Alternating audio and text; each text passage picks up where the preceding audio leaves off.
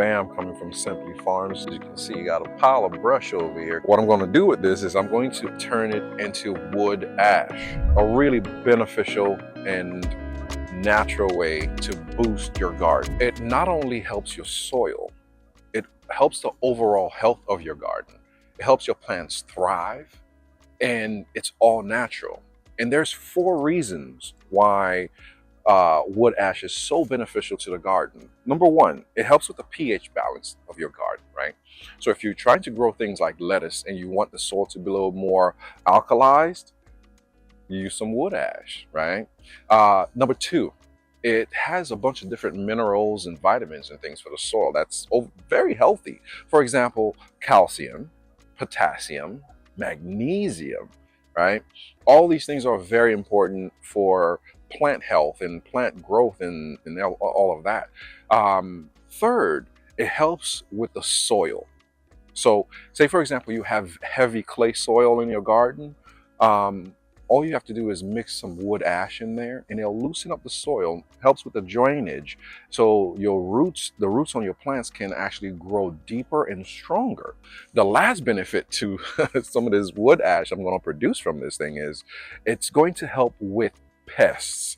Pests like slugs and snails that get in the garden. When you take some of this wood ash and you sprinkle it around, it forms not only a chemical, it also forms a physical barrier against those little critters. So they don't dare pass that line and get in your plants, right? So here's one thing though, here's a pro tip. When you're using wood ash, don't just dump it everywhere, okay? Be a little mindful about it, all right? Because it does change the pH of your soil. So you don't want your soil to just become all alkalized to where certain things that prefer a more acidic soil will not grow properly in that area. So just use it sparingly. And it's something that you can keep in your garden to where you don't necessarily have to use pesticides and things like that when it comes to these soft bodied critters that usually get in your garden and start eating up the leaves. So let's go ahead and start creating some of this wood ash. I already created some, but I wanted to take you guys out here and do the whole thing with you so you can kind of get a chance to see what it's like creating this thing. Now, safety first. Got to make sure we keep this thing on, because we do not want to have any accidents, right? All right, guys, so just got the fire started. Starting with the pine needles portion of it, kind of those pods that this thing produces, where it keeps all its seed pods. They look more like this. Kind of weird, huh? Looks kind of strange, but the seed pods on the silver palm will grow off of these, and they produce these gigantic seed pods that are very annoying, by the way. So I burn these things down too, and they kind of smell like almonds when they're burning. So one interesting thing about silver palms is you'll find a lot of them having a lot of these guys on there, and I let this one burn too because it's kind of like a natural bug repellent too.